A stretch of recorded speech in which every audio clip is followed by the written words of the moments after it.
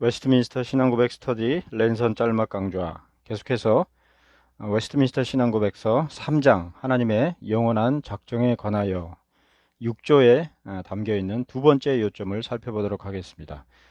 6조의 두 번째 요점은 하나님께서는 그의 백성들 개개인을 구원하시기로 정하셨고 그러한 목적을 이루기 위한 수단으로 그리스도의 구속, 효과적인 부르심, 칭의, 양자, 성화, 견인 등을 정하셨다.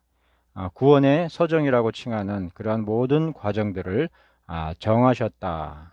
특별히 그의 백성들 개개인을 구원하시기로 정하셨다라는 것입니다. 즉 하나님께서는 택하심을 통해 구원을 얻을 백성들을 정하셨을 뿐 아니라 그들의 구원의 서정까지도 정하셨다는 것이죠. 자, 이와 관련한 질문 50번째. 로마서 8장 30절에서 미리 정하신 백성들에게 예비된 것이 무엇입니까? 이렇게 묻고 있습니다.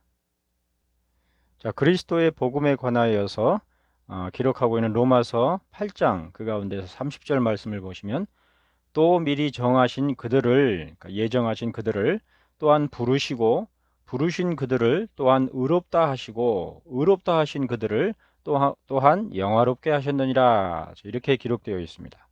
이 말씀이, 이 구절이 그대로 두 번째 요점에 접목되는 그러한 성경 본문인 것이죠. 즉 부르시고 유효적 소명이 되겠습니다.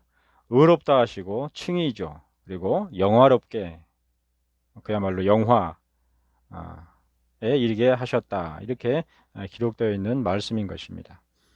자, 쉬운 한 번째 질문. 에베소서 1장 5절은 예정 가운데 우리에게 예비된 무엇을 언급합니까? 자, 이렇게 묻고 있는데요.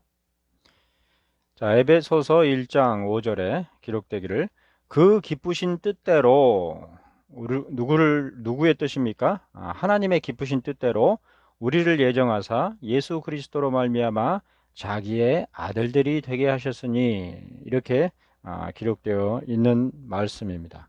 자, 이 말씀 가운데서 우리에게 예비된 무엇을 언급하는가 이렇게 묻고 있으니까 자기의 아들들이 되게, 즉 양자됨을 언급하고 있는 것이죠.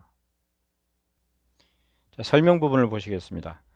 구속이라는 말은 값을 치른다라는 의미의 말이다 그랬습니다. 즉 하나님의 택하신 백성들을 구원하려는 목적을 이루는 수단으로서 예수 그리스도께서 그 값을 치르셨다는 것으로서 삼위일체이신 하나님의 제2위격이신 성자 예수 그리스도께서는 바로 그처럼 우리의 구속을 위해 영원히 임명되신 것이다 그랬습니다. 그리고 하나님의 영원하신 예정에는 성자의 구속과 그 구속을 구체적으로 적용하는 여러 서정, 구원의 서정이라고 하는 그러한 것들이 포함되는 것이다 이렇게 설명하고 있는데요. 자, 흔히 구원의 서정으로 알려져 있는 그러한 일련의 구원에 관련한 내용들이 어떤 사변에 의해서 혹은 신학자들의 숙고에 의해서 논리적으로 산출된 그러한 교리 체계인 것으로 종종 오해하는 경우들을 찾아볼 수가 있는데요. 결코 그런 것이 아니고 이러한 성경 말씀의 근거에서, 즉 성경 말씀에서 추론된 그러한 진리로서의 교리가 무엇인지를 잘 정리하고 있는 것이 바로 그러한 구원의 서정과 관련한 교리의 내용이라는 것을 알 수가 있겠습니다. 그러므로 흔히 조직신학이라고도 하고 교리학 이렇게 칭하는 그러한 그 신학 학문은 어떤 성경과 별도로 사변에 의해서 산출될 수 있는 일종의 철학과 같은 그런 개념이 결코 아니고 성경 말씀에서 계시되어 있는 그러한 신학의 요지가 무엇인지를 간결하고 명료하게 이렇게 잘 정리한 것이라는 사실을 다시 한번 기억할 수가 있겠습니다. 자, 계속해서 설명 부분을 보시면 이러한 예정에 대한 이해를 바탕으로 볼 때에 우리들은 비로소 구원에 있어 우리들에게서는 아무것도 고려됨이 없다는 사실을 직시할 수 있습니다. 이렇게 언급하고 있습니다.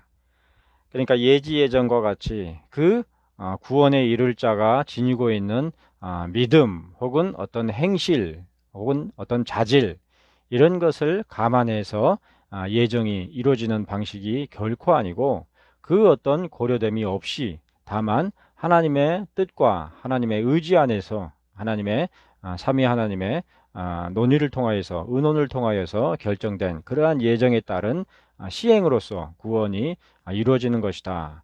바로 그런 맥락에서 구원과 관련해서뿐만 아니라 모든 영광이 다 하나님께로 돌려져야 될 것이지 우리의 어떤 공로가 되거나 또 우리의 자랑거리가 될 수가 없는 것입니다.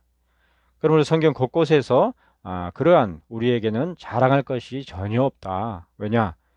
하나님께서 거저 주신 것을 제공받은 것이고 또 미리 예비하신 것을 우리에게 적용하셔서 이루시는 그러한 양상 가운데서 우리의 구원 또한 구원의 서정 또한 이루어지는 것이고 진행되는 것이기 때문에 그와 관련해서 우리가 하나님 앞에 어떤 내세우거나 혹은 다른 사람들 앞에서 자랑할 수 있을 만한 그런 것들은 단 한 가지도 없는 것이죠. 모든 것에 있어서 전적으로 하나님께 영광이 돌려져야 마땅한 것입니다. 자, 또한 하나님께 영광이 되는 것을 목적으로 하는 예정에 대한 이해를 통해서 비로소 하나님께서 스스로 영광을 받으신다는 것은 하나님의 영광을 이루는 것은 결국 하나님의 영원한 예정 가운데서 이미 계획하신 일이 성취되는 것이라는 사실을 알 수 있습니다.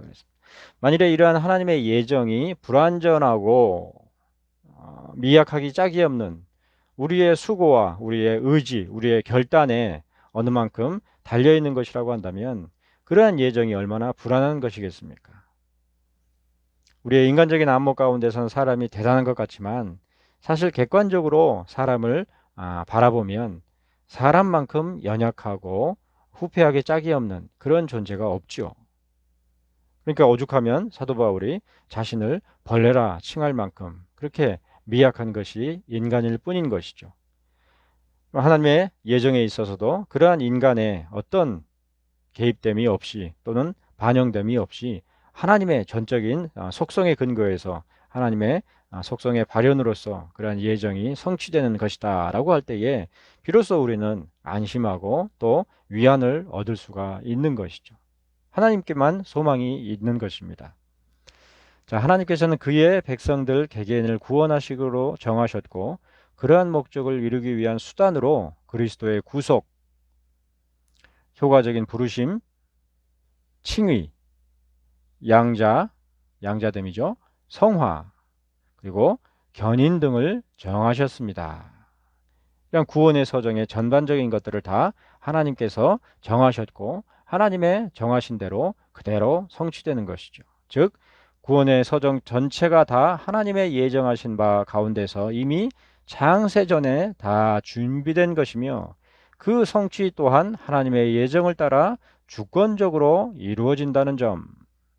이러한 이해는 삼위일체 하나님이 어떤 분이신지 즉 하나님의 속성에 대한 정확한 이해를 바탕으로 수반되는 것임을 알 수가 있죠. 하나님의 전능성, 하나님의 무오성, 하나님의 불변성 이런 하나님의 속성 가운데서 그 속성이 그대로 발현되는 것으로서 구원의 서정의 전반의 것들이 펼쳐지고 또 우리에게 적용되는 것이다 라는 거죠.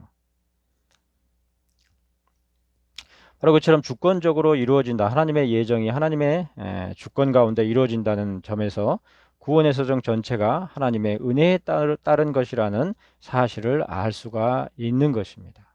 이러한 구원의 서정에 인간의 어떤 공로나 혹은 인간의 어떤 가능성 혹은 인간의 어떤 자질 이런 것들이 전혀 반영될 수 없는 것이죠. 최근에 우리의 오직 믿음으로만 예수 그리스도를 믿는 믿음으로만 말미암아서 구원에 이른다. 그러니까 그러한 믿음이 그러한 신앙이 잘못되어 있는 것이다. 오류다. 이렇게 지적을 하면서 우리의 행실들을 봐라 오늘날 얼마나 타락하고 부패해 있느냐. 그 원인이 우리가 예수 그리스도를 믿기만 하면 다 구원에 이른다라고 생각하는 구원파적인 그러한 신앙을 가졌었기 때문에 견지했기 때문에 그랬었던 것이다. 그러나 성경에 보면 그 구원에 상응하는 의를 열매 맺을 때에 그때 비로소 구원이 완성되는 것이다. 종말론적으로 이렇게 주장하는 학설들이 신학계에 이미 팽배해 있는데요. 그러한 주장들은 결국에는 하나님의 구원에 있어서 인간의 어떤 요소들이 관여되고 반영되고 개입된다는 그러한 이론이 되는 것이죠. 이것을 정면으로 논박하고 있는 것이 바로 웨스트민스터 신앙고백서 3장 하나님의 영원한 작정에 관하여 언급하고 있는 교리의 논점 가운데 하나가 되겠습니다. 자, 오늘은 여기까지 진행하겠습니다. 감사합니다.